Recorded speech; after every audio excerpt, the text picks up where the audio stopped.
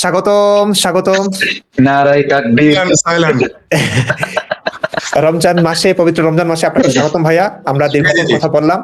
জি জি, পবিত্র রমজান মাসে ultra fascist এক শয়তান খমিনির উধাও হয়ে যাওয়াতে আমাদের আরো ভালো লাগতেছে। আপনিও কি আনন্দিত? আনন্দিত না তো আমি তো এখনই জশনের জুলুসে ঈদে কেন ভাই, মানুষ হিসেবে তো আমি পালন করতেছি। একজন মানুষ হিসেবে তো একটা মানুষের মৃত্যুতে উল্লাস করা ঠিক না। খমিনি কি মানুষ ছিল? আমি তো এটা জানতাম না। তো খমিনি মানুষ ছিল? কেন কেন কেন ভাই, একটু কোনো মানুষ কি কোনো নারীকে মাথায় একটা কাপড় না দেওয়ার জন্য তাকে পিটিয়ে মেরে ফেলে? কোনো মানুষ কি কোনো নারীর মাথায় কাপড় না থাকলে তার বাহিনী দিয়ে ধরিয়ে নিয়ে জেলখানায় নিয়ে তাকে রেপ করে মেরে ফেলে? বছরের পর বছর, যুগের পর যুগ, এটা কোনো মানুষে করে তো আমার জানা ছিল না। কিন্তু ভাই ধর্মের বিধান তো এটাই। কোন ধর্ম? ইসলাম ধর্ম। ও, ইসলাম ধর্ম। ইসলাম ধর্ম, এটা তো আমি জানতাম না। এটা যে ধর্ম জানতাম না তো। কারণ আমি তো জানি এটা একটা মাফিয়া মতবাদ, যেখানে জন্মের পরে আগা কাটে আর ওখান থেকে বেরিয়ে আসলে ঘাড় কাটে। যেটা আপনি দেখলেন আমাদের দিল্লিতে, দেখলাম গাজিয়াবাদে আমাদের একজন প্রিয় মানুষ, পছন্দের মানুষ সেলিম আহমেদকে গর্দানে কূপ দিয়েছে। আপনি দেখেছেন তো? জন্মের পরে আগা কেটে দেয়, আর যদি ওইখান থেকে ওই মাফিয়া তন্ত্রতে বেরিয়ে আসেন তখন ঘাড় কেটে দেয়। দেখলেন তো? তো এটা যে ধর্ম আমি তো জানতাম না ভাই। আচ্ছা ফরিদ ভাই, মানে আমার খুব দুঃখ ভাই, ভারতকে আমি ঘৃণা করার তো কিছু নাই ভাই, ওরা তো আমার মাথায় বাড়ি দেয় নাই যে ঘৃণা করবো ভারতকে। কিন্তু আমি বাংলাদেশে দেখেছি ভাই, এই যে বাংলাদেশ কত ছোট ভারত থেকে, এবং জনসংখ্যা কত কম, এরা প্রতি মুহূর্ত ভাই ভারত বিদ্বেষ ছড়াচ্ছে।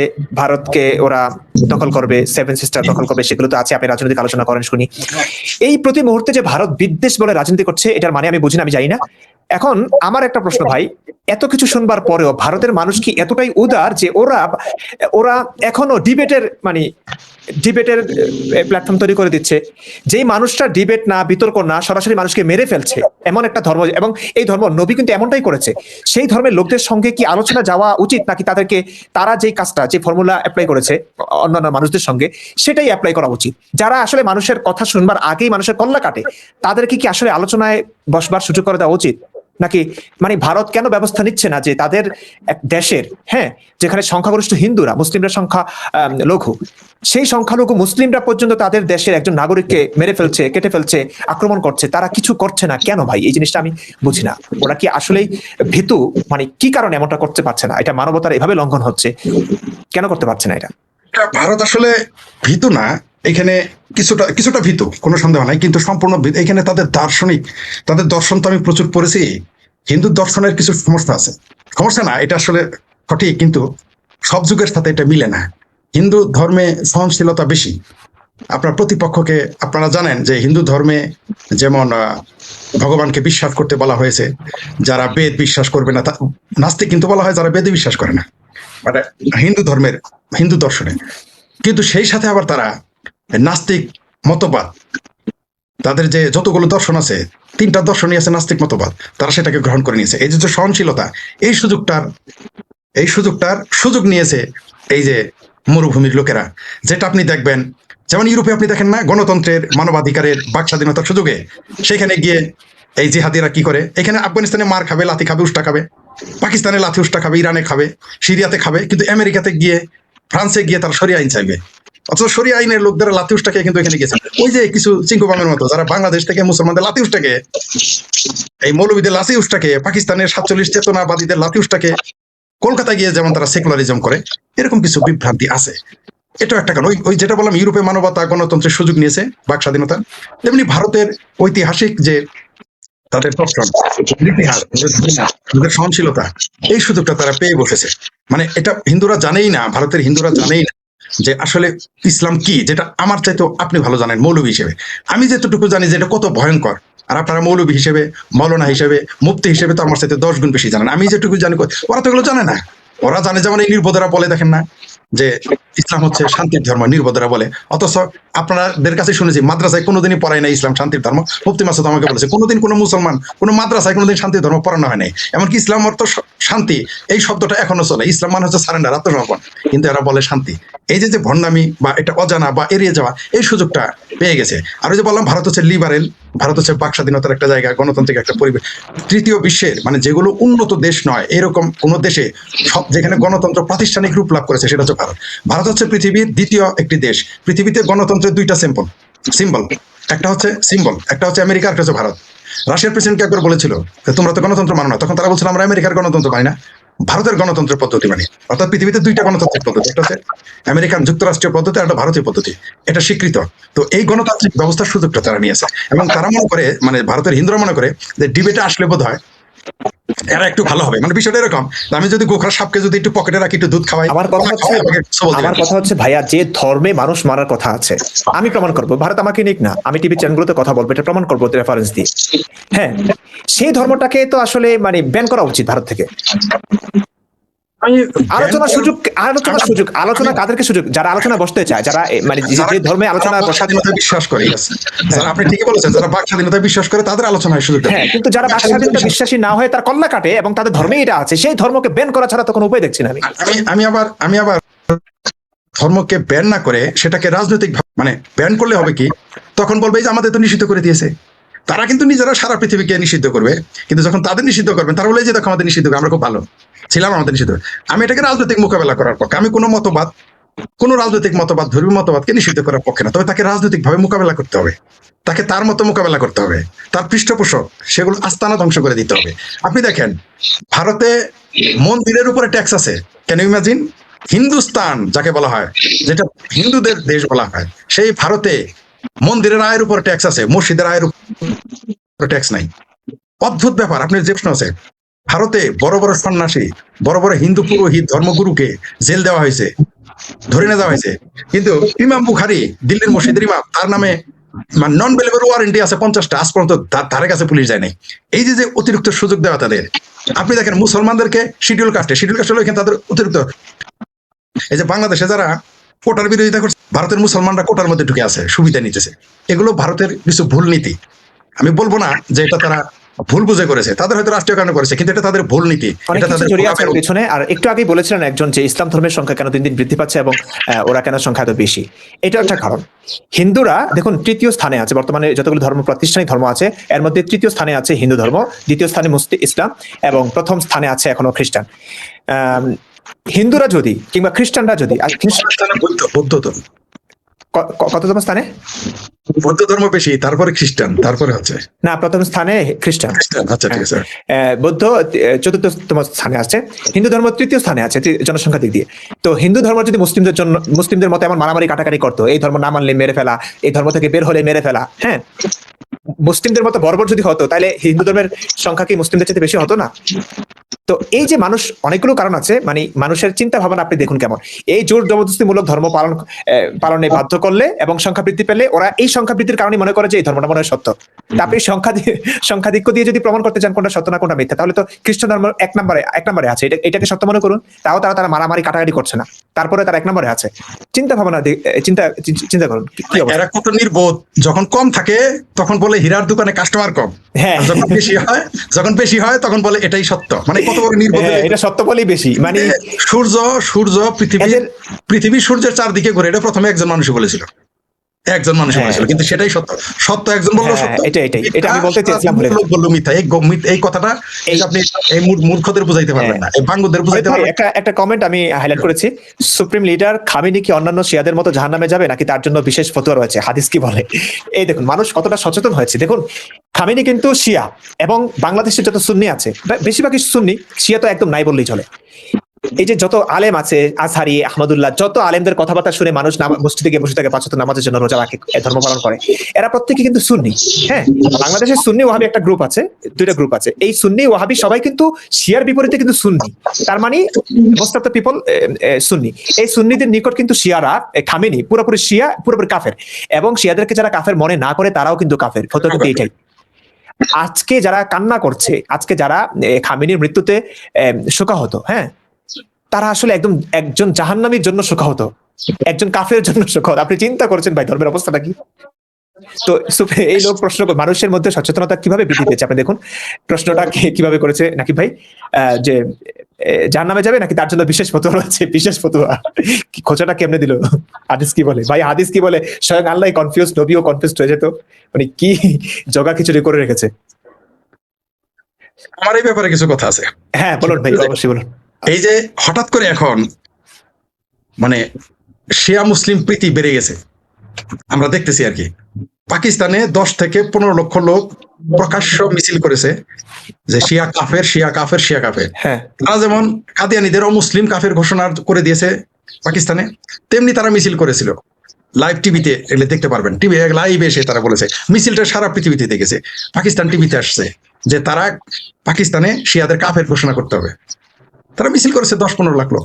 বাংলাদেশেও দেখবেন যারা শিয়াদের কাফের মনে করে, যে নামের ইসলাম লেখে ব্রেকেটে লিখে ধরে, যে ধর্মীয় যে পরিচয় থাকে সেখানে লিখে ইসলাম, ব্রেকেট লিখে সুন্নি, তাদের তারাও দেখি এখন শিয়া খোমেনির জন্য লাফালাফি করতেছে। আমার স্পষ্ট মনে আছে যখন স্যাটানিক ভার্সেস নিষিদ্ধ করেছিল, স্যাটানিক ভার্সেস সালমান রুশদির, তখন বাংলাদেশে মিছিল হয়েছিল, জামাত শিবিরেরা সহ অনেকে মিছিল করেছিল। সেই মিছিলে ইরানের খোমেনির ছবি ছিল। মজার বিষয় হলো যারা ওই মিছিল করেছে খোমেনিকে নিয়ে, তাদের অর্ধেকেরও বেশি ওই খোমেনি মানে শিয়াদের কাফের মনে করে। হাস্যকর ব্যাপার। মানে আজকে সাইফুল বাতিক টিটু একটা পোস্ট দিয়েছে যে বাংলাদেশের মুসলমানরা হলো সবচাইতে মানে এরা হচ্ছে কনফিউজড জাতি। আমি সেখানে লিখেছি এরা কনফিউজড জাতি নয়, এরা একই সাথে মূর্খ এবং ভণ্ড। কনফিউজড হতে পারে একটা মানুষ, কনফিউশন কতদিন থাকে, অর্থাৎ আমি কি করবো ভাবতে পারতেছি না, এরকম একটা পরিবেশ কতক্ষণ থাকে মানুষের। আমি একটা বাসে উঠবো কি উঠবো না, আমি ট্রেনে উঠবো কি উঠবো না, এটা তো সাময়িক। কিন্তু এটা যখন দীর্ঘ সময় থাকে তখন তো সেটা তো কনফিউশন না, সেটা তো হয় বদনামি নাহলে বদমাইশি। তো বাংলাদেশের মুসলমানদের চরিত্র দেখেন, সবচেয়ে আরো হাস্যকর আওয়ামী লীগের লোকেরাও এর পক্ষে পোস্ট দিতেছে, আমরা দেখতেছি। অথচ মোল্লারা কোনোদিনই মোল্লারা কোনোদিনই এই আওয়ামী লীগের পক্ষে না, এটা বোঝানোই যাবে না। এই মোল্লার মিলিটারি আওয়ামী ভাই লীগের আপনি দেখেন, এই যে একটা কমেন্ট আমি হাইলাইট করে রেখেছি, ভাই আপনারা কি মুসলমান না হিন্দু কিছু বুঝতেছি না। ভাই আমরা মানুষ, এইটুকু বুঝতে পারছেন আলোচনা শুনে, এবার বুঝেন তার জ্ঞানটুকু নাই। হ্যাঁ, মানে আরে বাচ্চা ভাই, তাহলে যে নিয়ে প্রশ্ন করছেন আপনারা জানতে চাই, মাদ্রাসায় যে বলৎকার করে যারা মাইরে ফেলে তারা কি মানুষ না মুসলমান, তারা কি মানুষ না মৌলবী, একটু বলবেন কি আমাদের দয়া করে একটু। অনেক একজন বলেছেন যে এই টাইমে লাইভ কেন, আর এই টাইমে লাইভ কেন, আচ্ছা আর এটা কিছু পরিস্থিতির কারণে ভাই আমরা ওই খামেনির মৃত্যুতে অনেকেই উল্লাস করছেন, অনেকেই শোক প্রকাশ করছেন।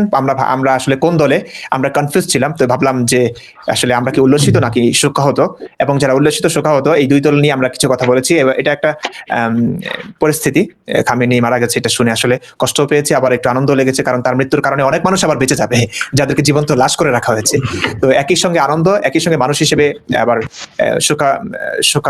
শোকগ্রস্ত আমরা। এই কারণে আসলে ওই কনফিউশন থেকে একটা লাইভ করবো ভাবছি। এইটা আমি আসলে লাইভ করার কথা ছিল না, আমি কালকে আসাদ ভাইয়ের সঙ্গে লাইভ করেছি, তো আমার সেটআপ ছিল, ভাবলাম যে লাইভে চলে যাই। ভালো করেছেন, এটা এই লাইভটা দরকার ছিল। কারা কি মনে করবে জানি না। আপনি দেখেন যে মানুষটা এই 79 সাল থেকে মানুষ মেরে আসতেছে, যে মানুষটা এই কিছুদিন আগে 60 থেকে 80 হাজার মানুষকে মেরে ফেলেছে, এই বর্বর আসন্ন আলট্রা ফ্যাসিস্টের মৃত্যু, এটা তো জশন মানানো উচিত।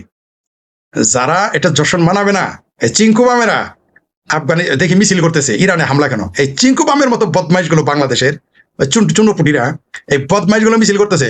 যেদিন আফগানিস্তানে হামলা করলো বিমান দিয়ে 1 বছরের শিশু থেকে 70 বছরের বৃদ্ধ মেরে ফেললো, চিঙ্কু বামেরা এই বদমাইশ গুলো কোথায় ছিল?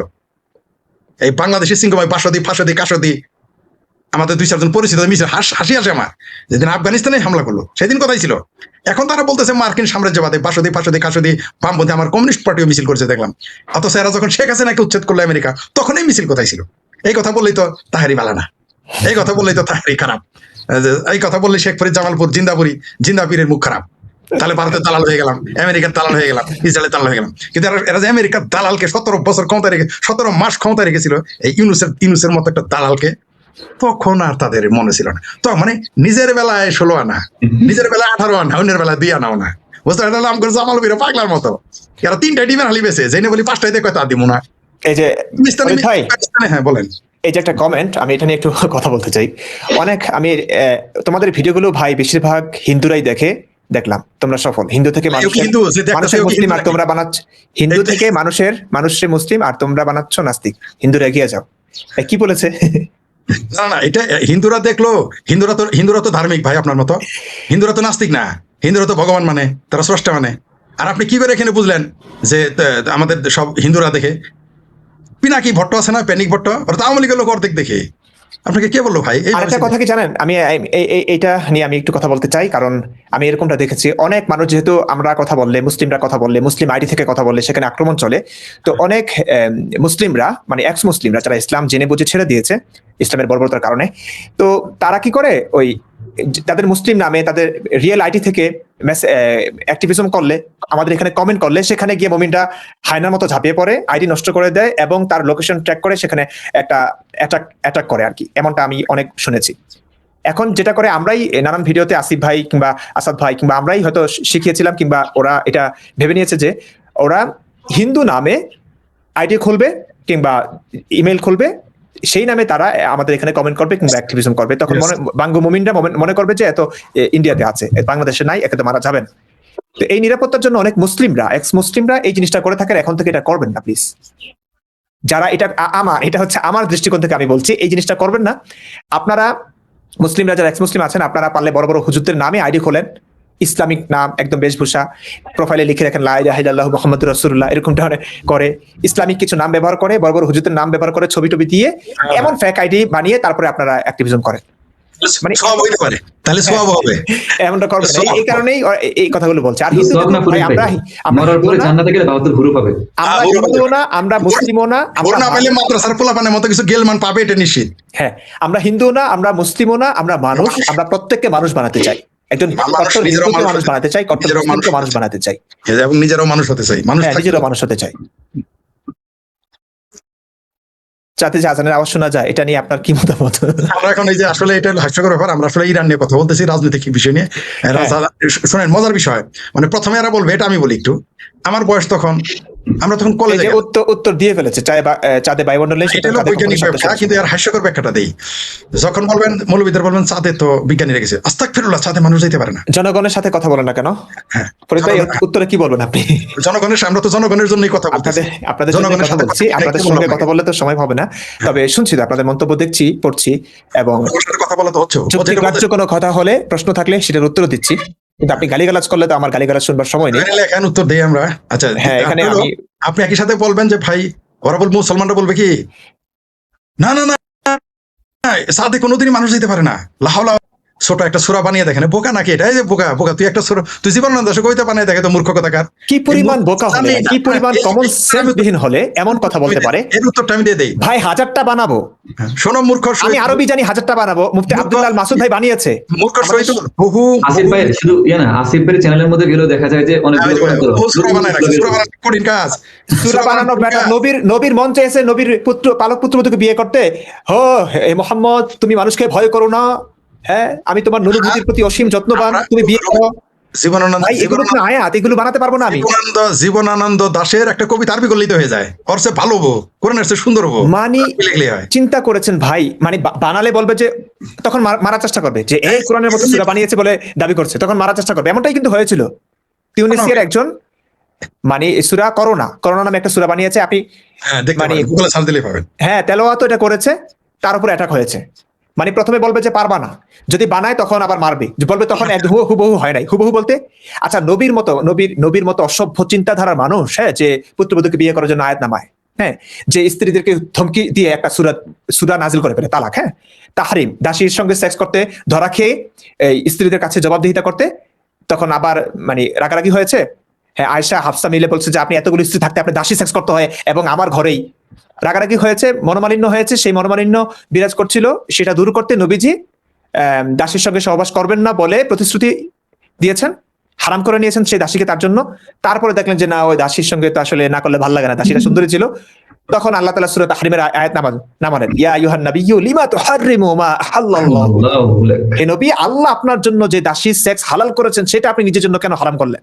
মানে মহাবিশ্বের মহাক্ষমতাধর আল্লাহর, মানে চিন্তা করুন ভাই, কি এমন বয়ে যায় যে নবী তার দাসীর সঙ্গে সেক্স করতে পারছেন না, মহাবিশ্বের 7 আসমানের উপরে আল্লাহর আর সহ্য হচ্ছে না, তার প্রিয় নবীজি দাসীর সঙ্গে সেক্স করতে পারছেন না।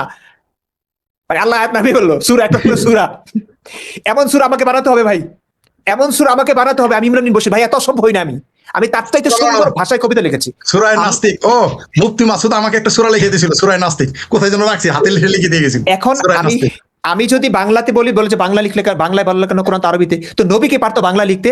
নবী কি পারতো বাংলায় কোরআন নাযিল করতে? বাংলা ভাষা পারতো? আচ্ছা ঠিক আছে, এখন আমি আরবি পারি, আমি আরবিতে লিখতে পারবো। আরবি লিখলে বলবো যে হুবহু হয় নাই কেন? আচ্ছা, কাজী নজরুল ইসলাম যদি রবীন্দ্রনাথের মতো কবিতা লিখতে না পারে, তাহলে কি রবীন্দ্রনাথ একদম আল্লাহর পয়গম্বর হয়ে গেল? কারো মতো কেউ লিখতে পারে না, কেউ বলতে পারে না। আপনি আমার মতো কথা বলেন না, আমি আপনার মতো কথা বলতে পারি না। এক এক মানুষের কণ্ঠস্বর এক এক রকম হয়, শব্দচয়ন এক এক রকমের হয়, মানুষের লেখার পদ্ধতি শব্দচয়ন এক এক রকমের হয়, হতেই পারে, এই ভিন্নতা থাকবেই। এখন কথা হচ্ছে হুবহু লিখলে বলবে যে এটা তো কপি করেছে, হুবহু না হলে বলবে যে এটা তো হুবহু হয় নাই। অন্য ভাষা লিখলে বলবে যে তো তুমি বাংলা লিখেছো, নবী তো লিখেছে আরবিতে, তুমি আরবিতে লেখা, আরবিতে লিখলে বলবে এটা তো হুবহু হয়ে গেল। তারপরে সব ঠিকঠাক মতো হলে বলবে যে আরে মারো, কেন কোরআনের চ্যালেঞ্জ নিয়েছে।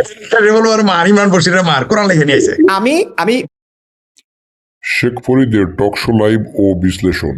যদি প্রমাণ দেখতে চান আমার বইগুলো পড়তে পারেন। আমি একদিন প্রেমিক হব আমার কাব্যগ্রন্থ আছে, অভিনীত জীবন আমার দীর্ঘ কলেবরের উপন্যাস আছে, এবং স্বর্গপুরী আমার প্রথম উপন্যাস, সে বইটা আছে।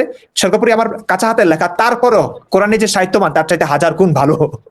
এখন আপনি কিভাবে যাচাই করবেন? আপনি তো কোরআন ভাই বুঝেন না, আপনি যারা বলেছেন নিশ্চয়ই আরবি ভাষা জানেন না ভাই।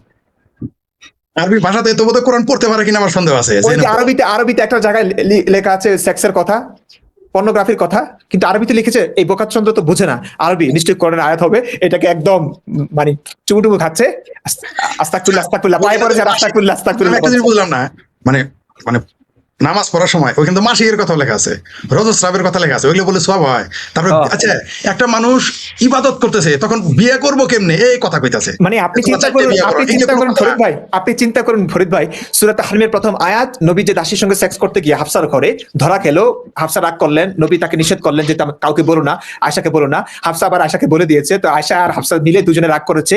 সেই রাগ থেকে বাঁচার জন্য নবী বলেছে ঠিক আছে আমি মারিয়া কিপ্তের সঙ্গে আর কখনো সেক্স করবো না। কিন্তু নবী যখন আর পারছিলেন না, তখন আল্লাহর পক্ষ থেকে আবার আল্লাহ নাকি নবী খারাপ লাগছিল, নবী কেন তার প্রিয় বন্ধু কেন দাসী সেক্স করতে পারছে না। তো এই যে আয়াতটা নামালো, হে নবী ইয়া আইয়ুহান নাবিয়্যু লিমা তুহাররিমু মা আহাল্লাল্লাহু লাক, আপনি আল্লাহ যে হালাল করেছেন, মানে দাসী সেক্স আল্লাহ হালাল করেছেন, আপনি তাবতাগি মারদাত আজওয়াজিক, আপনি আপনার স্ত্রীদেরকে সন্তুষ্ট করবার জন্য কেন আপনি আল্লাহর প্রদত্ত হালাল কাজটাকে আপনি হারাম করে নিলেন?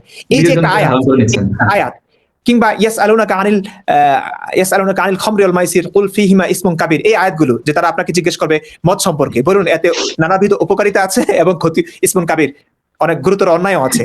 কিংবা ইয়াসআলুনাকা আনিল মাহিজ, তারা আপনাকে হায়েজ সম্পর্কে, হায়েজগ্রস্ত মানে পিরিয়ড, ঋতুস্রাব হয়েছে এমন মহিলা সম্পর্কে প্রশ্ন করবে, হ্যাঁ মাসিক সম্পর্কে প্রশ্ন করবে। এই যে এই আয়াতগুলো, এগুলো কোরআন, এগুলো নামাজে কোনো একজন ব্যক্তি পড়লো আর তার প্রত্যেক অক্ষরে অক্ষরে হরফে হরফে তার 10 নেকি করে। নামাজে তো আরো বেশি, রমজান মাসে তো আরো বেশি। আপনি চিন্তা করেছেন নবীর দাসী সেক্সের কথা মানুষ পড়ছে না বুঝে, সেটাতে সওয়াব পাচ্ছে। আবার সেই সূরা আমাকে বানাতে দেখাতে হবে, আমিও নাস্তিক হব। ভাই আপনি নাস্তিক হলে আমার লাভটা কি ভাই? আমরা কাউকে নাস্তিক বানাতে চাই? আমরা শুধু চাই যে ধর্মের জন্য মানুষ মারছেন, যে ধর্মের জন্য আপনি নিজে বস্তাবন্দী হয়ে থাকছেন, নিজে খাঁচায় বন্দী হয়ে থাকছেন, পুরো জীবনটাকে নিয়ন্ত্রণ করছেন আপনি কাল্পনিক এক মিথ্যা ধর্মের আশায়, হ্যাঁ কাল্পনিক বাহাত্তর হরের আশায়, যেগুলো কোনো সত্যতা নাই, ভাওতাবাদী ছাড়া কিছু না। সেটা সম্পর্কে আপনি নিজে বুঝুন, নিজে বাঁচুন। আর যদি বাঁচতে না চান মরুন, তাতে আমার কিছু যায় আসে? আপনি নাস্তিক হলে আমার কি ভাই?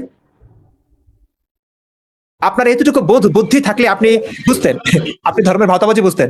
আপনি জানেন না আরবি, কিছু জানেন না, আরবি লেখা থাকলেই আরবিতে কাউকে গালি দিলেও সেই গালিটাকে আপনি পবিত্র মনে করছেন। এই ব্যাপারে মার্ক টুয়েন ভালো বলেছিল যে পৃথিবীর প্রথম ঠকবাজ সৃষ্টি করেছিল তার ধর্ম, এই ব্যাপারে বলেছিল। এটা মার্ক টুয়েন এরকম একটা কথা বলেছিলেন।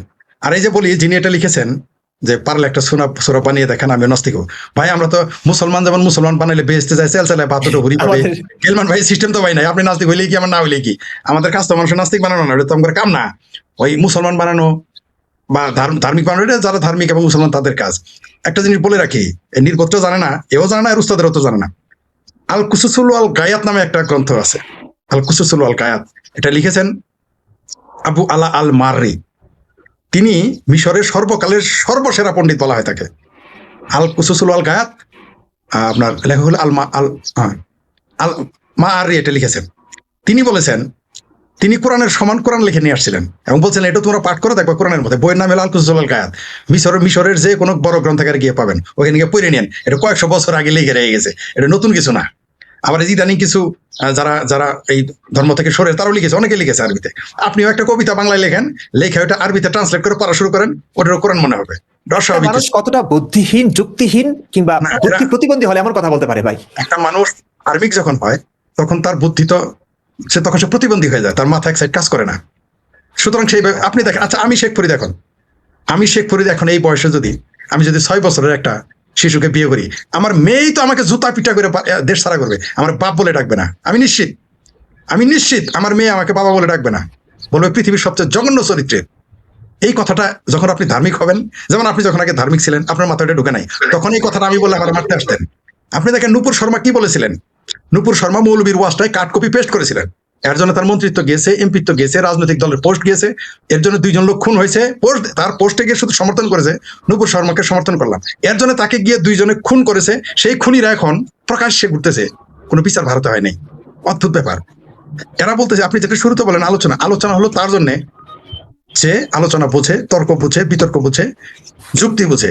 যারা যুক্তি বোঝে না, জ্ঞান বোঝে না, আলোচনা বোঝে না, বিতর্ক বোঝে না, তাদের সাথে তো আলোচনা করা বোকামি, তাদের সুযোগ দেওয়া বোকামি।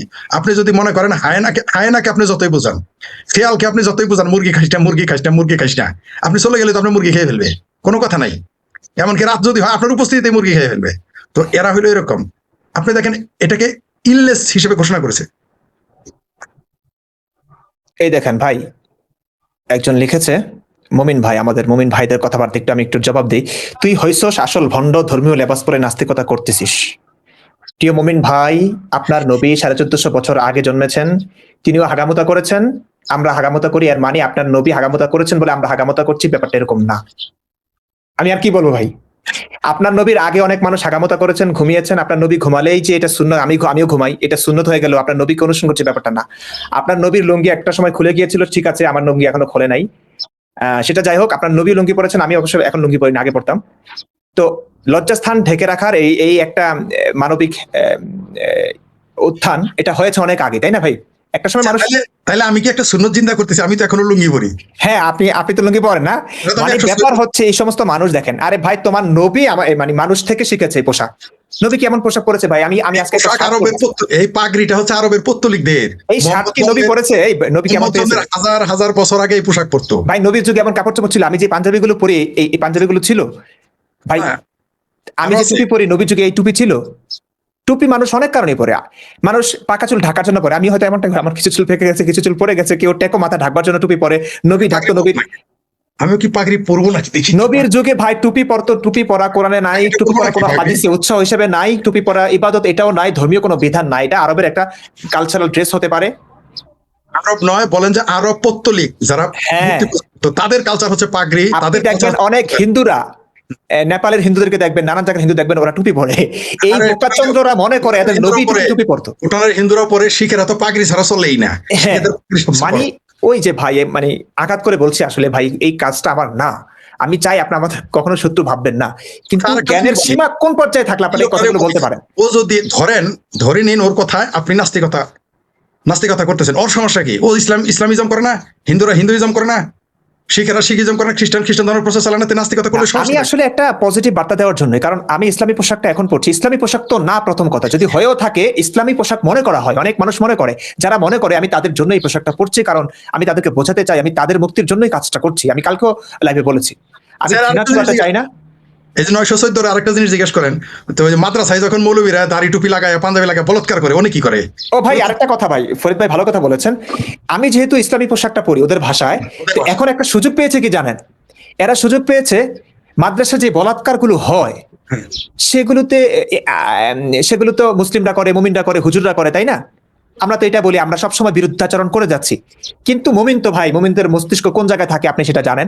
এরা এখন বলছে, আমি যেহেতু নানান লাইভে বলেছি এবং এটাই সত্যি, যে অনেক আলেমরা মাদ্রাসা মসজিদে থাকেও ওরা আসলে ভিতরে ভিতরে ইসলামে বিশ্বাসী না, ওরা নাস্তিক, মুরতাদ, ইসলাম ছেড়েছে, কিন্তু সমাজের ভয়ে, ধর্মের ভয়ে এরা সেই কথাগুলো প্রকাশ করছে না। এই কারণে ওরা সুযোগ পেয়েছে। তাইলে যেই আলেমরা, যেই হুজুররা বলাৎকার করছে, তারা হচ্ছে আমার মতো হুজুর, মানে নাস্তিক, এরাই বলাৎকার করছে। আমার প্রশ্ন হচ্ছে, প্রিয় মুমিন ভাই বোনেরা,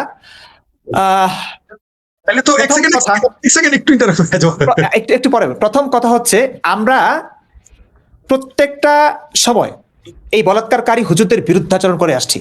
সে যদি নাস্তিক হয় তাদের লিঙ্গ কেটে দিন, মোহাম্মদের মেশিন কেটে দিন ভাই। আজকে আমরা 3 জন সাক্ষী এখানে, ফরিদ ভাই, আমরা আবার উদাত্ত আহ্বান জানাচ্ছি, যেই কোনো মাদ্রাসায় যে কোনো হুজুরকে দেখবেন বলাৎকার করেছে, তাকে ধরে হয় তার গলাটা কেটে দিন, হত্যা করুন, না হয় তার লিঙ্গটা কেটে দিন, যেন এই লিঙ্গ দিয়ে আর কোনো ছাত্র, নিষ্পাপ ছাত্রের সঙ্গে বলাৎকার করতে না পারে। সে নাস্তিক হোক আর আস্তিক হোক, আমরা কখনোই বলি না প্রত্যেকটা নাস্তিক ভালো হবে। আমরা প্রত্যেকটা মানুষকে মানুষ বানাতে চাই, আমরা প্রত্যেকটা ধার্মিককে মানুষ বানাতে চাই। নাস্তিক অপরাধ করলেও তার শাস্তি আমরা চাই, ধার্মিক অপরাধ করলেও আমরা সেই অপরাধের শাস্তি চাই, মোহাম্মদ অন্যায় করলেও সেই অন্যায়ের শাস্তি আমরা চাই, এবং যেগুলো করেছে সে মরে তো ভূত হয়ে আছে, তার বিরুদ্ধে আমরা কোনো ব্যবস্থা নিতে পারবো না। সেই বিশ্বাস যারা পোষণ করছেন, লালন করছেন বুকে, এবং সেই বিশ্বাস লালন করে বুকে যারা মানুষকে এখনো মারছেন, সেই অন্যায়ের বিরুদ্ধে আমরা কথা বলছি। আমরা কোনো মানুষের পক্ষে, কোনো ধার্মিকদের পক্ষে না, নির্দিষ্ট কোনো ধর্মের পক্ষে না, আমরা মানবতার পক্ষে, আমরা মনুষ্যত্বের পক্ষে। আমরা নির্দিষ্ট ধর্মের বিপক্ষেও না, পক্ষে না, কোনটাই না। কিন্তু আপনারা যদি আপনাদের ভাষা অনুযায়ী যে হুজুররা বলাৎকার করছে, এরা যদি নাস্তিক হয়, আমি একজন যদিও নাস্তিক না, আমি নাস্তিক হয়ে বলছি, আমাদের পক্ষ থেকে আজকে 3 জন একসঙ্গে বলছি, আপনারা প্রত্যেকটা বলাৎকারকারী হুজুর আস্তিক হোক নাস্তিক হোক দেখার দরকার নাই, এদেরকে মেরে ফেলুন কিংবা এদের লিঙ্গ কেটে দিন। কিন্তু আপনারা তো করছেন না এরকম। আপনারা সসম্মানে বাঁচিয়ে দিচ্ছেন। তাদের আলু তো তাদের বাপ মা চাচা খাবে। এরা হচ্ছে আপনাদের মতো মানুষ, পাক্কা মুমিন। আজকে আমাদেরকে শুধু কথাবার্তা বলেছি, কোন বলাৎকার করেছি কখনো, একটা মেয়ের সঙ্গে জিনা করেছি, মানে জোরপূর্বক ধর্ষণ করেছি, এমন একটা যা বলেন মিথ্যাচার করেন, প্রমাণ দেন। মিথ্যাচার তো আপনাদের স্বভাব, কারণ আমাদের চিন্তার বাইরে, ধর্ষণ করা, বলাৎকার করা, এটা তো আমাদের চিন্তার বাইরে। এগুলো বলে যাচ্ছে, ওরা বলবে, এগুলো বলবে। আজকে শুধুমাত্র যৌক্তিক আলোচনা করেছি, গঠনমূলক সমালোচনা করেছি। আমাদেরকে মারতে চান, আমাদেরকে কাটতে চান, প্রতিনিয়ত ভাই 100-এরও বেশি আসে মৃত্যুর হুমকি, যে তোকে যেখানেই পাবো দীপচন্দ্র দাসের মতো হত্যা করবো। হ্যাঁ, এভাবে বলছে, প্রতিনিয়ত বলে যাচ্ছে। আমি এগুলো দেখিও না এখন। কয়টা নিয়ে কথা বলবো আমরা? এসব নিয়ে কথা বললে আমাদের সময় নষ্ট। আমরা তো দিল্লিতে দেখলাম, ভারতের মতো একটা গণতান্ত্রিক রাষ্ট্রে গাজিয়াবাদে মোহাম্মদ সেলিমকে খুব মেরেছে, তার গলা এখন আমাদেরকে শুধু কথা বলার জন্য মারতে চেয়েছেন, দেশান্তরিত হতে বাধ্য হয়েছে আমরা।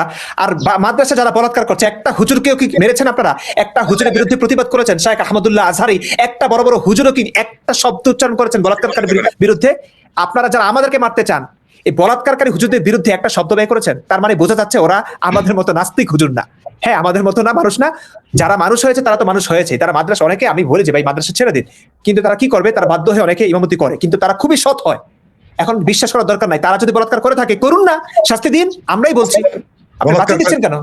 শুনেন, আপনি যেটা বললেন মসজিদে জুতা চুরি হয়, এটা নিয়ে কি বলে জানেন? এই বাঙ্গুরা বলে এনজিও সংস্থারা ঠেকাতে জুতা চুরি করা। এরা কখনো নিজের দোষ মানবে না। তো এখন ভাই আফগানিস্তান মারছে পাকিস্তানিদেরকে, পাকিস্তানিরা মারছে আফগানিস্তানকে, কে এখানে নাস্তিক, কে মুরতাদ, কে? বাঙ্গু মুমিনেরা বিপদে পড়ে গেছে যে এদের দিলমে হলো পাকিস্তান, মগজমে হলো আফগান। এরা এখন কোন দিকে যাবে? আল্লাহ এদের সবচেয়ে কঠিন ইমানি পরীক্ষা নিতেছে। এরা কোন দিকে যাবে বুঝে উঠতে পারতেছে না। আফগানিস্তানের পক্ষে নিবে না পাকিস্তানের পক্ষে নিবে, যদিও দুইটা ভাগে বিভক্ত হয়ে গেছে। আফগানিস্তান ইদানিং ভারতের পক্ষে থাকার কারণে নাকি আফগানিস্তান নাকি মুরতাদ হয়ে গেছে। আবার এক হুজুর বলেছে যে পাকিস্তানিরা মুরতাদ, মানে তাদের ফতোয়াতে 2 দেশই মুরতাদ হয়ে গেছে।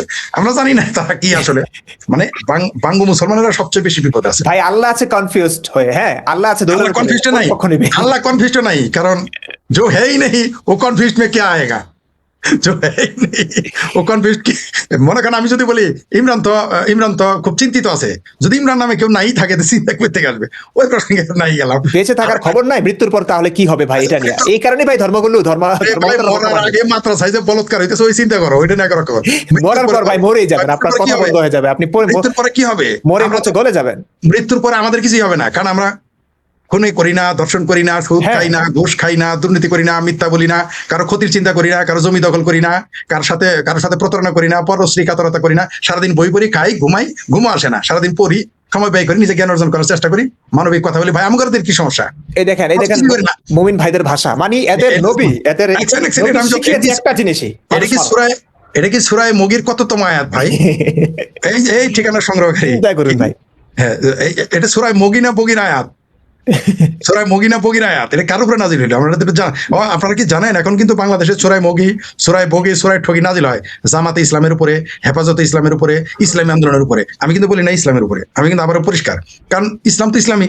এটা হলো হেফাজত ইসলাম তো ইসলাম না, জামাত ইসলাম তো জামাত ইসলাম না, ইসলামী আন্দোলন ইসলাম না, এগুলো হলো জামাত ইসলাম। এদের উপর সূরা মুগী, বগী, ঠগী নাজিল হয়। এই ফরিদ ভাই, আপনি এসব ভাষাগুলো কোথা থেকে পাই করেন বলুন তো? এই এমনি জিন্দাপীর বলে, দেখেছে শেখ ফরিদ নামের পিছে জিন্দাপীরের সাথে চতুর্বেদীও লেখেন। তো আমার কাছে তো মাঝে মধ্যে কিছু চলে আসে।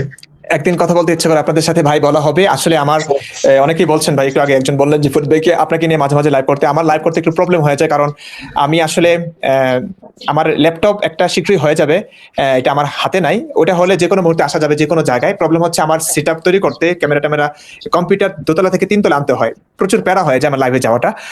এই কারণে আমি আসলে এই যে কইলেন 2 তলা থেকে 3 তলা, এখন বলবো যে 3 তলা বাড়ি পাই গেছে নাস্তিক হয়ে মুক্তি, এই কথা বলবো এই বাঙ্গুরা। আচ্ছা, তো ওরা তো বলবে, ওদের বলার ভাই শেষ নেই। নবীকে নিয়ে শুধু বলতে পারে না, নবী যে আসলে একটা জিনিস নিয়ে বলতে পারে না। মনে রাখবেন, এই বলৎকারী নিয়ে বাংলাদেশে এই জায়গাটায় সবকিছু ভারতের দোষ। সবকিছুতে এরা ভারতের দোষ খুঁজবে। আপনি দেখবেন 5 জুলাইয়ের যে 5 আগস্ট জুলাই সন্ত্রাসী আন্দোলনে যে আন্দোলন শেখ হাসিনা উচ্ছেদ করেছে, যারা উচ্ছেদ করেছে তারা একদিন বলবে যে জুলাইয়ের আন্দোলন এটা ভারত করেছে। শুধু একটা জায়গায় গিয়ে তারা আটকে যায়, সেটা বলতে পারে না কি জানেন? মাদ্রাসায় যে বলৎকার হয় এটা ভারত করেছে, এই কথাটা শুধু বলতে পারে না। এদের উপর মনে বড় বেদনা, এই কথাটা শুধু ভারতের দোষ দিতে পারে না, আর সব জায়গায় ভারতের দোষ।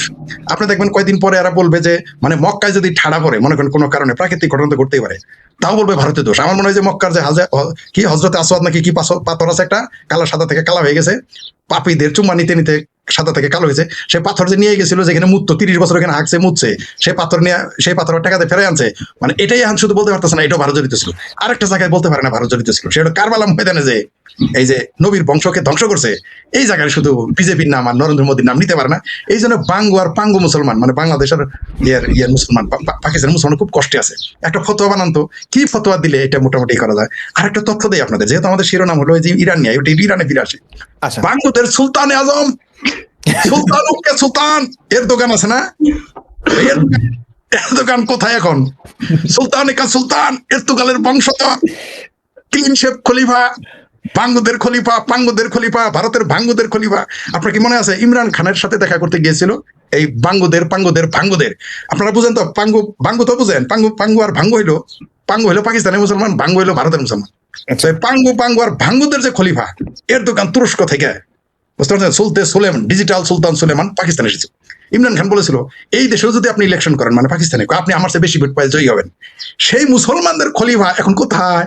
একটা বিবৃতিও দেয় নাই, একটা বিবৃতি দেয় নাই ইরানের পক্ষে, বরং উল্টো কি করেছে? নিন্দা জানিয়েছে সৌদি আরব, বাহরাইন, কুয়েত, কাতারে হামলা করার জন্য, দুবাই। আচ্ছা দোস্ত, আমার একটা প্রশ্ন ছিল, অনেকে আমাকে অলরেডি মেসেজ করেছে। এটা হচ্ছে গিয়ে যে যেমন ধরো যে নবী যখন বেঁচে ছিলেন পৃথিবীতে, তখন নবীর জন্য সব সময় আলাদা একটা বিধান থাকতো, যে যেটা শুধু নবী ব্যবহার করতে পারবে, কোনো মুমিনের জন্য না, যারা সাধারণ মুসলমান আছে তাদের জন্য না।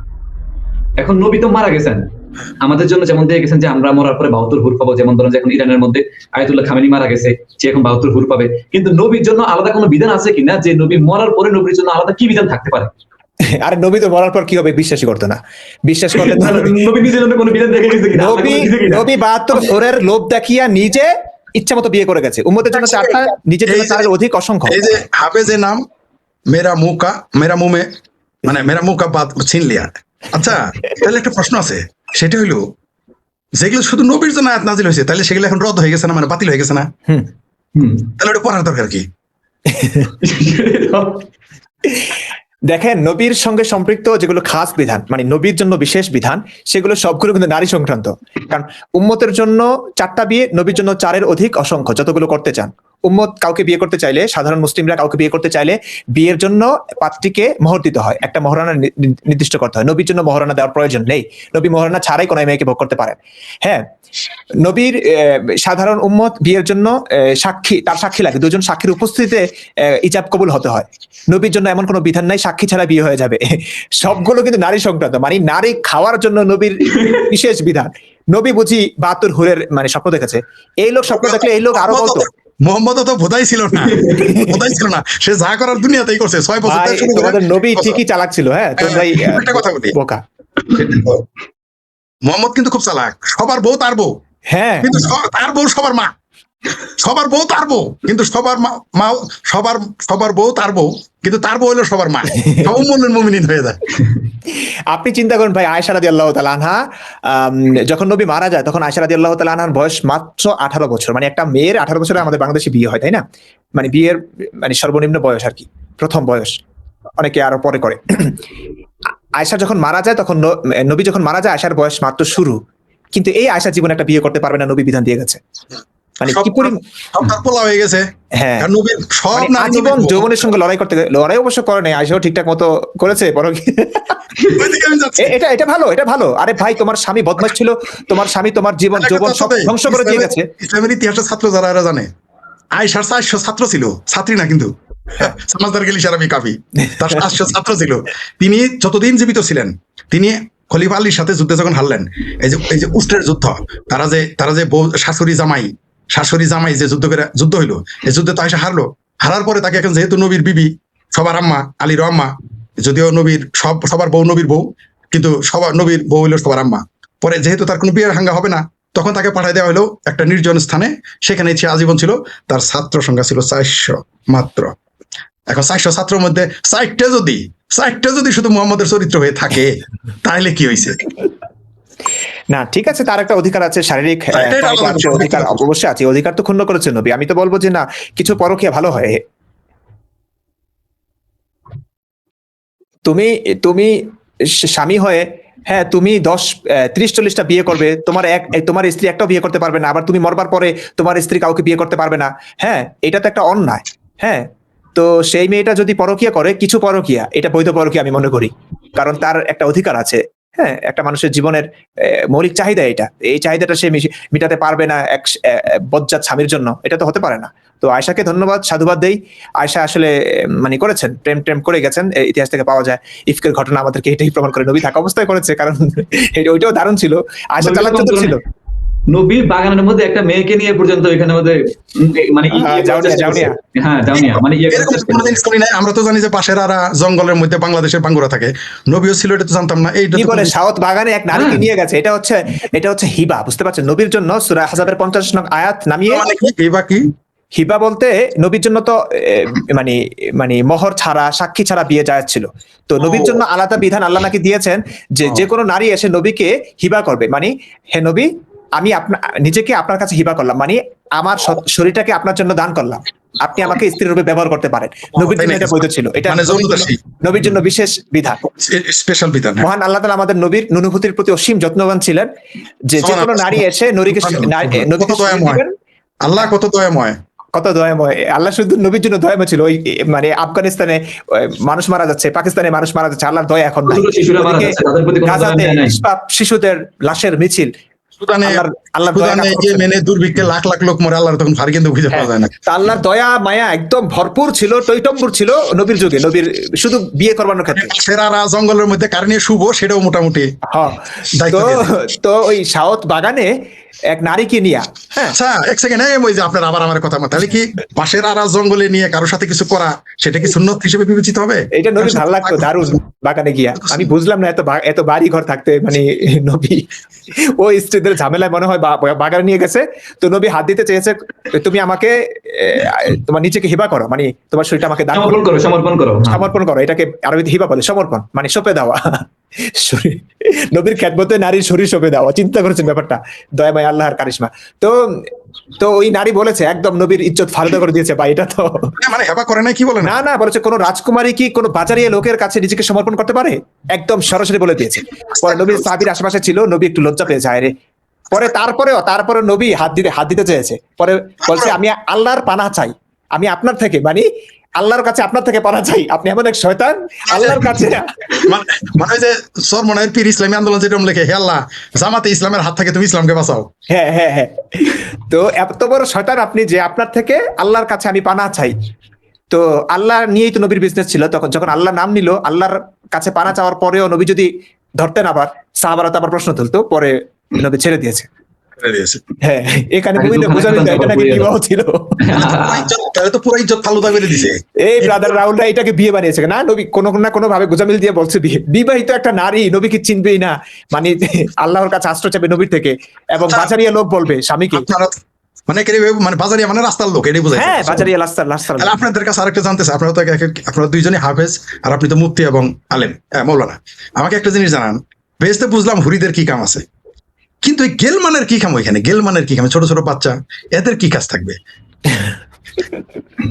বাচ্চারা না, নাকি ওই যে মাদ্রাসার মৌলবীরা তো মাদ্রাসার যে হুজুররা বলাৎকার করে, ওরা মনে হয় ভালো বলতে পারবে, মানে ওদের অভ্যাস দেখে ওদের জন্য স্পেশাল দিতে হয়েছে কোনটা?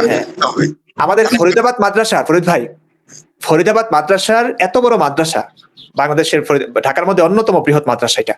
ফরিদাবাদ মাদ্রাসার সকল ছাত্রদেরকে শিক্ষকদের যিনি ইমামতি করতেন, সেই ইমাম কিন্তু মসজিদে এক ছাত্রের সঙ্গে বলাৎকার করে ধরা খেয়েছেন। সুবহানাল্লাহ, সুবহানাল্লাহ। তারপর এবং সেই ছাত্র, যখন আমরা পরবর্তীতে জানতে পারলাম, সেই ছাত্র জিজ্ঞেস করেছিল, সে যথেষ্ট ম্যাচিউর ছিল, একটু বড়ই ছিল, সুদর্শন ছেলে ছিল, বালক। সে জিজ্ঞেস করেছিল, আপনার তো বউ আছে, আমার বউর ভাল লাগে না, আমার মানে তোমাকে ভাল লাগে। মানে মোহাম্মদের জজবা পয়দা হয়ে গেছে তার দিলে। আর এগুলো কি একটা অবস্থা, কি বলবো, এগুলো বলতে লজ্জা লাগে। আচ্ছা, এখন তা আপনার উত্তর ওই সমস্ত হুজুরে দিতে পারবে আসলে গেলমান জান্নাতে কি করবে। এখন আমার নবী কেন কি মনে হয় জানেন, আল্লাহ বোধহয় জানতো যে মাদ্রাসা যেগুলো মৌলবী হবে, তারপর পাকিস্তানি মৌলবী, তারপর পাকিস্তানিরা, তারপর আফগানিস্তানিরা, ওই যে মোটামুটি কি কি যেন সিনেমা, এই যে কি, এই যে কয়দিন আগে যে বিখ্যাত এক সিনেমা মুক্তি পাইলো, ধুরন্ধর ধুরন্ধর সিনেমায় আমরা দেখেছি দেখলাম যে বড় বড় মানুষেরও বলৎকার করতেছে, বাচ্চাবাজি। আল্লাহ বোধহয় এটা তো, আল্লাহ যেহেতু অন্তর্যামী সবই জানে, তো চিন্তা করছে মৌলবীরা তো বেশ, তাইলে তো একটা জিনিস অভাব থাকবে, যে পোলাপান পাবো কই, কারণ তো কোরআনের পাখি পাওয়া যাবে না, ওনে তো প্যানিক ভট্ট, ল্যাংটা সুলেমান, ওই পিনাকির শুধু কোরআনের পাখিদের খুঁজে পাওয়া যাবে না। তো আমার মনে হয় সেই জন্য বোধহয় কিছু জ্ঞালমান রেখে দিবে, যাতে তাদের সেই অভ্যাসটাও সেখানে, কারণ মানে ফাসিল মানুষের যে কোনো চাহিদা ছিল, দেখেন মানুষ স্বাভাবিকভাবে মনে করেন যারা 3 ইঞ্চিওয়ালা, হ্যাঁ, ওরা তো স্বাভাবিকভাবে একটু 9 ইঞ্চি চায়। যারা মনে করেন 5 মিনিটের মানুষ, ওরা তো আসলে অনেকক্ষণ চাইবে। সবগুলো লোক কিন্তু নবী দেখিয়েছে। যারা মানুষ অনেকটা প্রাকৃতিক ভাবেই বহুগামী হয়, একজনকে নিয়ে আছে, আরেকজনের প্রতি ইচ্ছা হয়, সবগুলোকে ব্যবহার করেছে। বা জান্নাতে কোনো লিমিট নাই, সময়ের কোনো লিমিট নাই, যত মিনিট 52 বছর। কথা মনে করাই দিলেন। এখন মনে করেন যারা লেসবিয়ান নারী, যারা পুরুষের প্রতি আগ্রহী না, তারা কই কি করবে, তাদের উপায় কি? দেখেন নবী তো লেসবিয়ান সম্পর্কে জানতো না, নবী মনে করতে এটা অস্বাভাবিক কিছু, হ্যাঁ। তো নবী এদের সম্পর্কে জানলে, আর নবী তো নারীদেরকে খুব একটা লোভ দেখায়নি, কারণ নবী তো যুদ্ধ করতো, ওদের শত্রুদেরকে বধ করতো, কাফিরদের সম্পদ লুট করতে যে যোদ্ধার প্রয়োজন ছিল, সেই যোদ্ধাদের না লোভের প্রয়োজন ছিল। তাদেরকে 72 ঘোরের লোভ দেখিয়েছে, তাদেরকে আনলিমিটেড সেক্সের লোভ দেখিয়েছে। তো তারাই তো মানে জীবন দিয়ে যুদ্ধ করেছে নবীর জন্য, কিন্তু মহিলাদের ক্ষেত্রে যুদ্ধ করতো না। এই কারণে মহিলাদের জন্য বিশেষ কোনো বিধান নাই, ওই জান্নাতে গিয়া মহিলারাও যে পুরুষ পাবে এরকম কোনো কথা বিষয় না। জানতো যে বাংলাদেশের লোকজন যে কলকাতা হারবাল খায়, আপনি দেখবেন বাংলাদেশের মানুষ এত ভারত বিরোধী, কিন্তু সব হলো ল্যাংটা পরি যেগুলো বেছে আর কি বেশিক্ষণ থাকার জন্য, সেগুলো পরিণাম হলো কলকাতা, কোম্পানির নাম কলকাতা হারবাল, যদি তারা ইন্ডিয়া দেখতে পারে না। সারাক্ষণ আমার ভারত মনে হয়, বিরোধিতা করে, আবার ওই যে বাটে পড়লে ভারতে গিয়ে আশ্রয় নেয়, তাই না? এখন আমার মনে হয় মোহাম্মদ বোধহয় জানতো বা আল্লাহ জানতো যে বাংলাদেশ আর পাকিস্তানের লোকজন এগুলো ধ্বজভঙ্গ রোগী, তাই তাদের লোক দেখাইছে তোমরা হাজার হাজার বছর উপরে উঠে থাকতে পারবা, এই জন্য বোধহয় লোকটা দেখাইছে সময়ের লোক, কারণ জানে যেগুলো সব ধ্বজভঙ্গ রোগী। সেটাই। আচ্ছা, এই যে আপনারা যে পরিকল্পনা করে আমার যে ভবিষ্যতে তো আপনারা যে অন্ধকার করে দিলেন, এর জন্য তাই কে আপনারা যে আমারটাই কেটে ফাঁসাই দিলেন, আমার তো শেষ, আমার তো ইলেকশনগিরি শেষ, বাংলাদেশের আমার শেষ। ঠিক আছে, এই যে ষড়যন্ত্রটা করলেন, এটা কি ঠিক হইলো? আপনারা তো মোহাম্মদ হোসেন কম ষড়যন্ত্র বুঝেন না গো। নবী কিন্তু মদের নেশা ছিল না, এক ভাই বললেন, পরশ পাথর। এই ব্যাপারে কি বলবেন ভাই? মদের নেশা তো আমারও নাই, আমি তো কখনো ছুঁইও নাই, আমার তো ভালো লাগে না। আমি একবার খেয়েছিলাম, মুখে দিয়েছিলাম, দেখলে ভালো লাগে না, এটা আর খাই না। আমি বিড়ি গাঁজা কিচ্ছু খাই না। তো এখন কি মানে এইটার কারণে একজন মানুষকে মহান বলা যায় না? মানে আপনি কি বলতে চেয়েছেন কি জানি। মদের নেশা নাই থাকতে পারে, অনেকেই মদ পছন্দ করে না, আমরা তো এখন নাজায়েজ মনে করি না ভাই। আমি তো মদ সিগারেট আমার দোস্ত আছে সরিষাবাড়ি, দোস্তের নাম বিপ্লব, সে মদের দোকানদার, সে মদ বেচে, সে নিজে মদ খায় না। অনেক মানুষ হয়, মানুষের পছন্দ অপছন্দ থাকতে পারে। আমারও নবীর মতো নারীর নেশা আছে, নারীর নেশা। এখন বললো না দোস্ত, এগুলো বলে পরে আমি প্রিয় নবীজির স্বভাব পেয়েছি, তুমি রাগ করা কি আছে? আপনি আর কি পাইছেন? আপনার বড় উস্তাদ হলো সে খুদা, সে মোহাম্মদের পুরা কপি, খালি কচি কচি কচি সুন্দর। না, আমি তো আর নারী নেশা নবীর মতো তার ঝাঁপিয়ে পড়বো না, তারপরে বাগানে নিয়ে মেয়েদের উপর হাত তুলবো না। হ্যাঁ, আমি হয়তো সর্বোচ্চ আমার পছন্দের নীতি নৈতিকতা আছে, মানুষটা ভালো, মুক্তমনা, এমন একজন দেখে তাকে আজীবন ভালোবাসবো, তাই না? এখন নবীর মতো তো করবো না। নারী লোভ তো সবারই আছে, প্রত্যেকেরই তো বিপরীত লিঙ্গের প্রতি, আমি যেহেতু স্ট্রেট, তো আমার তো থাকবে, এটা থাকবেই। নবীর এটা থাকা তো অসুবিধা না, নবীর মতো না, মানে এটা না, নবীর চেয়ে আবার 30 জনের শক্তি ছিল নবীজির, এটা বলে কোনো লাভ আছে? 30 জনের শক্তি তো আমার আছে। তুমি এটা 30 জনের যাক, তুমি চাইলে পারতেছো না, এটা হবে না নবী এখন ভাই। এই এখন তুমি যদি 30 জনের সাথে 30 জনের শক্তি, ফরিদ ভাই, 30 জনের শক্তি যে নবীকে দেওয়া হয়েছে ভাই, এটা কিভাবে বুঝলো মানুষ? এই আবার আমার এই কথা মনে করাই দিলেন। আরেকটা প্রশ্ন আমার মনে হইলো, আমি তো ক্রিটিক, আমি তো ভাই সমালোচনা করি, তাহলে দুইখান কথা আছে আমার। তার যদি 30 পুরুষের শক্তি থাকে, তাহলে 6 বছরের আয়েশা কত শক্তি ছিল যে 30 পুরুষের শক্তি সে বহন করতে পারে? সে তো আরো মহাশক্তিশালী। দেখছেন? তারপরে যারা বৃদ্ধা ছিল, অনেক ভাই এমন কথা তো আমি ভাবি নাই আসলেই। তো আপনি তো মনে করেন নবীর চাইতে বেশি শক্তি ছিল তাহলে আয়েশার শক্তি ছিল 6 বছর, মানে কিরকম মর্দ ছিল যে, আরে ভাই আমরা 6 বছর কেন, 10 বছর 12 বছরের মেয়ের উপরে সাথে মারা যাবে। এই আমরা তো 30 পুরুষের শক্তি না, আমরা এখন বয়স হয়ে গেছে, একটা 12 বছরের মেয়ে মারা যাবে। আর 30 পুরুষের নবীর নামে কত মিথ্যা কথা বলবি তোরা ভাই? কোন কথাটা মিথ্যা বলেছে ভাই? এই মোহাম্মদী মূর্খ একটা বলতে, আমরা এখানে একটা কথা মিথ্যা কথা বলছি, কোন কথাটা মিথ্যা বলেছে? মানে ওরা হাদিস কোরআন বিশ্বাস করছে না ভাই এমন না যে তুই 1450 বছর আগে জন্ম নিয়েছিস, নবীকে দেখেছিস, নবী এই কাজ করে নাই, যেগুলো কোরআন হাদিসে আছে এগুলো বিশ্বাস করে দিয়ে তোরা মুমিন। তো কি বলবো ভাই, দেখেন কাদের জন্য আমরা এই জন্য এদের আমি নয় নাম কোন দিয়েছি। কথাটা মিথ্যা?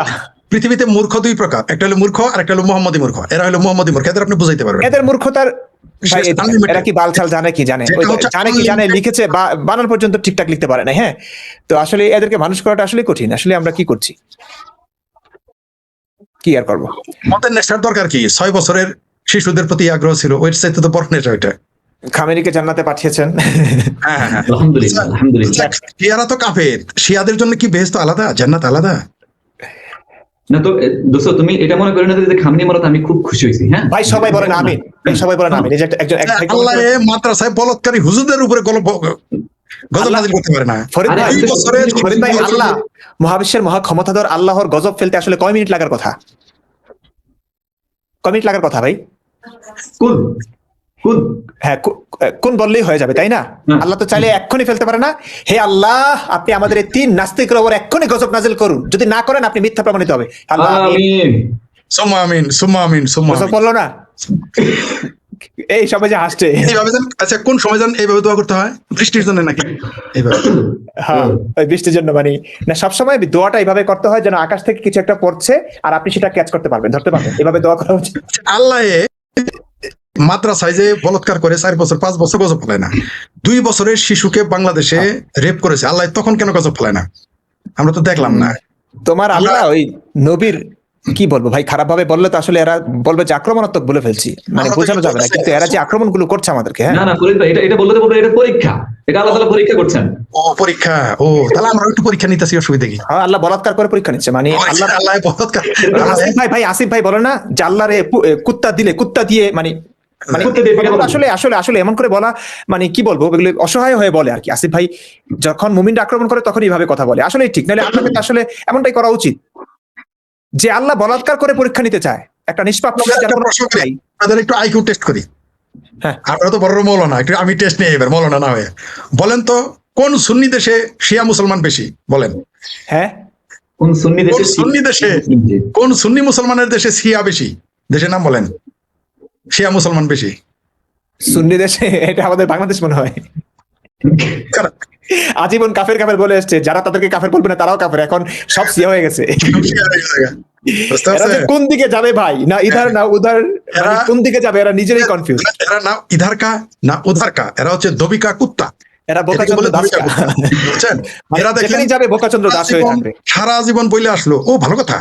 মামুনুল হক আছে না, মৌলানা 501, হ্যাঁ ঝর্ণা নাকি 500 স্বামী, কি ভাই, 501 ভাই। তো এই ঝর্ণার স্বামী ও তো আফগানিস্তানে ঘুরে এসে বললো পৃথিবীতে সবচেয়ে সেরা সুন্দর দেশ হলো আফগানিস্তান। তো এখন যে হামলা করতেছে পাকিস্তান, ওর বিরুদ্ধে মিছিল করে না হেফাজতে ইসলাম এখন কোথায়? আরে বেচারা, যাক বেচারা তো ইয়া পেলো না, তাই না?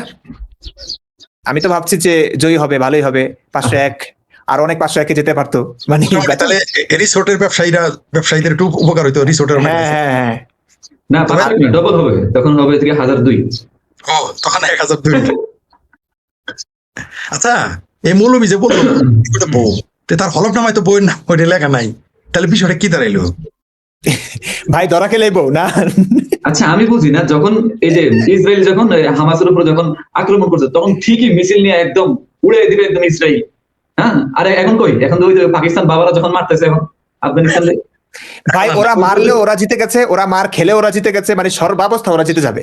ওদের নবী ধরা খেলেও জিতে গেছে। ওরা বিশ্বাস করে যে মৌলবীরা বলৎকার করতে করতে বেচতে বাড়াই দিবে, এদের আর কি বোঝাবেন, এদের মাথার গিলুক কই আছে? এরা বিশ্বাস করে যে মৌলবীদের কাছে বলৎকার হলেও 14 গোষ্ঠী বেচতে যাবে। এই যে কিছু মানবিক মানুষ দেখা যাচ্ছে, এই যে ভাইরা বলছেন ইমরান ভাই খারাপ ব্যবহার খারাপ করবেন না। ভাই কোন ব্যবহারটা খারাপ ছিল আমার বলুন? আপনি কি আমার সঙ্গে কি হয়েছে জানেন? প্রতি মুহূর্ত গলা কাটা ছবি পাঠায় যে এমনি মারবো তোকে, এগুলো নানান জায়গায় জিয়াদিরা মারে যে। ইমরান কি কারো মায়ের পাশায় খামচা মারছে? আমি একটা ভাষা খারাপ করেছি, নবীকে নিয়ে বলেছি, নবী যেগুলো বলেছে একটা কথা মিথ্যা প্রমাণ করেন আপনারা। ব্যবহার খারাপ কার সঙ্গে করলাম? আমি তো প্রতিনিয়ত বলি যে প্রত্যেকটা মুমিন মুসলমানদের বিরুদ্ধে আমাদের লড়াই না, ইসলামের বিরুদ্ধে আমার লড়াইটা। আজকে সত্য কথা বলবার কারণে আমাদেরকে ওরা মারতে চাচ্ছে, ওরা বুঝবার চেষ্টা করছে না। আমাদের লড়াইটা কোনো মানুষের বিরুদ্ধে না, আমাদের লড়াইটা হচ্ছে মানুষ যখন বুঝতে চেষ্টা করে তাদেরকে বোঝানো যায় ভাই। যারা না বুঝে বলবে যে না তুই ধর্মের কথা বিরুদ্ধে কথা বললে তোকে মেরে ফেলবো, আরে কি বলেছি বুঝ, কথাটা ঠিক না বেঠিক একটু চিন্তা কর, একটু যাচাই কর, যাচাই করবে না, মারতে চাইবে ওরা। তো এদের সঙ্গে আর কতক্ষণ ভালো থাকা যায় ভাই? আমি সবসময় বলি আমরা এদের শত্রু না, আমরা এদের বন্ধু, এবং আমি সত্যিকার অর্থেই ওভাবে বোঝাতে চাই সবসময়। কিন্তু আজকে একটু হয়তো খারাপ ব্যবহার, এটা খারাপ ব্যবহার বলতে পারেন না আপনি। শুনুন, আপনাকে যখন কেউ মারতে আসবে তখন আপনি একদম সুন্দর করে গলাটা পেতে দিবেন কাটার জন্য, গলা পাঠাই দিছে। এই যে তোদের গলা কাটা ফরজ হয়ে গেছে, তো আপনি কি করবেন? আপনি এখন ফরজ হয়ে গেছে, ওদের কথাটা বিশ্বাস করে আপনার গলাটা সামনে এগিয়ে দিলে আমি ভালো, ব্যবহার ভালো। আল্লাহু আকবার। এই যে মনে করেন ইমরান একটা জারদ সন্তান। জারদ সন্তান কাকে বলে ভাই? ভাই ফরিদ ভাই, জারদ সন্তান কাকে বলে একটু বলেন তো ভাই? এদের নবী জারজ নাকি আমি জারজ একটু বুঝিয়ে দিই। আমার বাবা মায়ের বিয়ে আছে, বিয়ে হয়েছে, সমাজ দেখেছে, প্রমাণ আছে, হ্যাঁ, এবং ইসলাম অনুযায়ী এই বিয়েটা হয়েছে, এটা আমি জানি। এখন নবী বলেছে, ইসলামের কথা এটা, যে ইসলাম ধর্ম অনুযায়ী বিয়ে না হলে সে জারদ সন্তান হয়। তাহলে নবীর পিতামাতা তো মুসলিম ছিল না। হ্যাঁ, ইসলাম এসেছে তো নবীর 40 বছর যখন হয়েছে, ধান্দাবাজি তখন না শুরু হয়েছে। এর আগে তো নবীর পিতামাতা মুসলিম ছিলেন না, তারা প্যাগান ছিলেন, মূর্তি পূজক ছিলেন। তো নবীর বাবা মায়ের বিয়ে কি ইসলাম অনুযায়ী শুদ্ধ হয়েছে? শুদ্ধ হয় নাই। এবং মূর্তি পূজক ছিল তারা, তাদের বিয়ে শুদ্ধ হয় নাই। নবী তো জারজ সন্তান হবে। তাহলে জারজ কি হইলো? আস্তাগফিরুল্লাহ। দেখুন ভাই, জারজ সন্তানকে আমি ঘৃণা করি না, জারজ সন্তানের তো দোষ নাই। বাবা মায়ের বিয়েটা শুদ্ধ না, বৈধ না অবৈধ, সেটার বিবেচনা করে সন্তানটাকে জারজ বলা হয়। জারজ সন্তানকে আমি ঘৃণা করি না, এবং ভালোবাসার মাধ্যমে যদি সন্তান হয় সেই বাবা মাকে আমি ঘৃণা করি না। সব মানুষই তো, কিন্তু জারজ সন্তানের একটা সংজ্ঞা আছে ধর্মীয় অনুযায়ী, যে আপনার ধর্ম অনুযায়ী বিয়েটা হয় নাই, সেই কারণে তারা জারজ সন্তান। তা আপনার ধর্ম অনুযায়ী আপনার নবীর পিতামাতার বিয়েটা হয় নাই, তাইলে আপনার নবী জারজ সন্তান। এখন কি ব্যবহারটা আমার খারাপ হয়েছে নাকি এই মানুষগুলোর ব্যবহারটা খারাপ ছিল? আমি যৌক্তিক একটা উত্তর দিয়েছি, বলুন। এখন তো মৌলানা যে মুফতি ইমরান বশিরের মুখ বালা না। আচ্ছা, আমি কালো, আমি কি কখনো বলেছি ভাই আমাকে ফর্সা বলতে হবে? আমি তো কালোই। ইমরান কালো হয়েছে, এর জন্য দায়ী খারাপ, এর জন্য তো আলাদাই। আমাকে কালো কুত্তা বলছে, তোমার আল্লাহ আমাকে সাদা বানাতে পারলো না, এখন তুমি মনে হয় নিশ্চয়ই ফর্সা, এখন তুমি সাদা কুত্তা, আমি কি এটা বলতে পারি? তোমার আমার মতের ভিন্নতা থাকতে পারে, তার জন্য একটা মানুষ থেকে কুকুর হয়ে যায় না। এই যে কথাগুলো বলছো, যদি কালা কুত্তা হয় তাহলে যে এখানে একটা মৌলবী আছে না, গিদরের মতো দেখা যায়, হনুমানের মতো, যে 1.5 ফুট মৌলবী, কালা কিসকিস। মতবাদের পার্থক্যের কারণে তো মানুষ পশু হয়ে যায় না। যেমন তোমার নবী, আমার দৃষ্টিতে একটা বুড়ো মানুষ, কচি একটা বয়স, 6 বছরের একটা মেয়েকে বিয়ে করা আমার দৃষ্টিতে অমানবিক, ঠিক আছে? আমার দৃষ্টিতে এটা অমানবিক যে পালক পুত্রবধূকে কোনো শ্বশুর বিয়ে করবে, এটা অমানবিক। এখন এই অমানবিক কাজটা আমি বলতে পারি, অমানবিক কাজটা এটা ঠিক না, অন্য কোনো মানুষ করতে চাইলে আমি বলবো নবীরকে অনুসরণ করে এই কাজটা যেন না করে। এখন কি আমি বলবো নবী সাদা কুত্তা? হ্যাঁ, নবী ফর্সা ছিল, নবী আমার মতো কালো ছিল না, নবী ফর্সা ছিলেন, এটা ইতিহাস থেকে জানা যায়। এখন নবীকে কি আমি সাদা কুত্তা বলবো? তোমরা আমার কথার যৌক্তিক জবাব দাও, এগুলো কোনো যৌক্তিক কিনা তোমার কাছে অযৌক্তিক? এই কমেন্টটা একটু জবাব দেই। আপনি লিখেছেন যে মানবিক মানুষের আপনাদের উচিত অন্য ধর্ম নিয়ে সমালোচনা করা, শুধু ইসলাম নিয়ে করেন কেন? এটা জবাব আমি অলরেডি অনেক ভিডিওতে দিয়েছি। এখন এদেরকে আমি সব ভিডিওতে সব কথা অলরেডি লাইভের আমি বলে দিই ভাই, পৃথিবীতে তো ইসলামের মতো আর গুলো ধর্মই না। তাহলে তো আমি ধর্ম তো একটাই দুনিয়াতে, ইসলাম তো ইসলামের তো সমালোচনা হবে, অন্যগুলো তো ধর্মই না, হলে তো বাতিলই। তাই ওটা নিয়ে বাতিল নিয়ে আর কি আলাপ করবো? সেটাই। তাছাড়া ভাই, কোন ধর্মের মানুষ এই ধর্মের ব্যাপারে সত্য কথা বললেও কল্লা কাটতে যায়? এমন ধর্ম আছে কোনটা? আমরা তো বলি ইসলাম মুসলিম ধর্ম, আপনারা বলে দিন এটা ফালতু একটা ধর্ম, এটা বাজে ধর্ম, মিথ্যা ধর্ম, অসভ্য ধর্ম, বর্বর ধর্ম, বলে দিন এটা মানুন। তারপরে আর কোনো ধর্ম নিয়ে আমরা আলোচনার সুযোগ থাকলে করব, তখন অন্য ধর্মের সূরা বানাই। এই যে সূরা বাকার, আমরা একটা সূরা বানাই, সূরা গিদর, নতুন একটা সূরা বানাই, সূরা গিদর একটা বানাই আমরা। আল্লাহ তাদের সঙ্গে তামাশা করেন এবং তাদেরকে তাদের অবদ্ধতা বিভ্রান্তের নাই ঘুরিয়ে বেড়াই এবার অবকাশ দেন। আল্লাহ বলাৎকার করার অবকাশ দেন না, আল্লাহ হ্যাঁ, দেয়ার কাম নাই, মুখ খারাপ করতে চাই না। হ্যাঁ, ইমরান কালা কুত্তা আর তোমরা সাদা কুত্তা ভাই। আচ্ছা, নবী কখনো ইচ্ছেমতো বিয়ে করেননি, যা করেছেন অসভ্যদেরকে মানুষ করবার দায়িত্ব নিয়েছে, আমরা আসলেই পারবো না। এই অসভ্যদের সঙ্গে এদের নবী যেটা করেছে না ওইটাই করতে হবে, এটাই ছিল। আবার কইলে বসে যে মাদ্রাসার মৌলবীরা যে বলৎকার করে ছোট ছোট বাচ্চাদের, আল্লাহর নির্দেশে করছে। সবই আল্লাহ তাআলার নির্দেশে, ওইটা বলবে না। সব আল্লাহর ইচ্ছা, সব আল্লাহর ইচ্ছা। আল্লাহর ইচ্ছায় খোমেনি মারা গেছে, সব আল্লাহর ইচ্ছা। আল্লাহর ইচ্ছা হুজুররা বলাৎকার করে, আল্লাহর ইচ্ছা হুজুররা মার খায়, আল্লাহর ইচ্ছা মুসলমানকে মারে, ঠিক আছে? সব আল্লাহর ইচ্ছা। আল্লাহর ইচ্ছা নবী বিয়ে করেছে, আল্লাহর ইচ্ছা নবী কচি কচি মেয়ে বিয়ে করেছে, আল্লাহর ইচ্ছা নবী বিধবাদেরকে বিয়ে করেছে, আরেকজনের বউকে বিয়ে করেছে, আল্লাহর ইচ্ছায় নবীর বিয়ে আকাশে হয়েছিল পুত্রবধূর সঙ্গে, মানে আল্লাহর ইচ্ছায় নবীর দাসী সেক্স করে নবী, আল্লাহর ইচ্ছা নবী মানুষ হত্যা করে, সব আল্লাহ। এই আল্লাহ নামে যে কত অন্যায় অবিচার হয়েছে রে ভাই। আল্লাহ সত্যিকার অর্থে থাকলে এই আল্লাহ নামে যারা অন্যায় করছে সবার আগে এদেরকে জাহান্নামে দিব।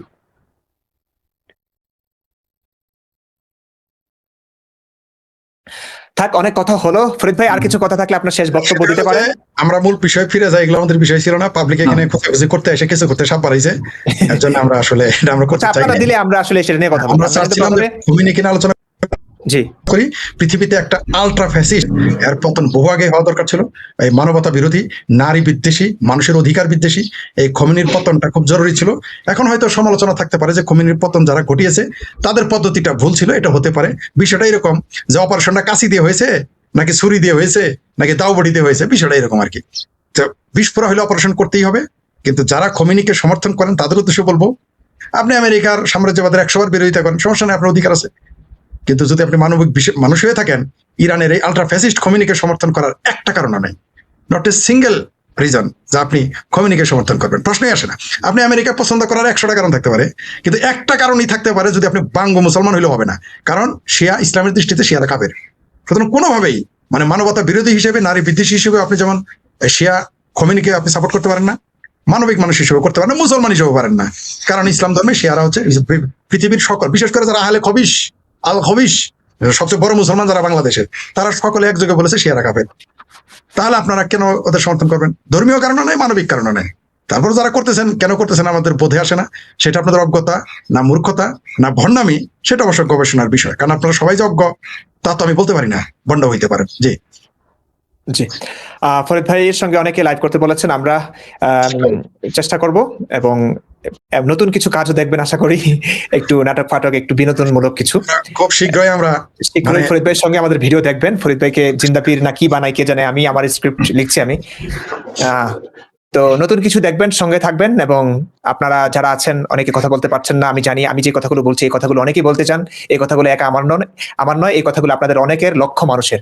সেই কথাগুলো যখন বলছি এবং আমার সুযোগটা আছে বলে বলছি, অনেক কিছু হারিয়েছে অবশ্যই।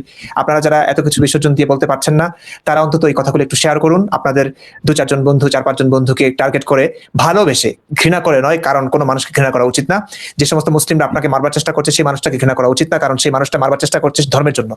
ধর্ম বিশ্বাস যতদিন থাকবে এই মারামারি কাটাকাটি চলবেই। তাই ঘৃণা করলে একটা ইসলামকে, মতবাদকে, একটা অমানবিক মতবাদকে আপনি ঘৃণা করতে পারেন, ইসলামকে, কোনো মুসলিমকে না। আমরা কোনো মুসলিমের বিরুদ্ধে লড়াই করছি না, আমরা কোনো মুসলিমকে ঘৃণাও করছি না, কারণ সকল মুসলিম এক না। তো আমাদের ঘৃণা, আমাদের লড়াই, আমাদের সমালোচনা সব ইসলামের বিপক্ষে।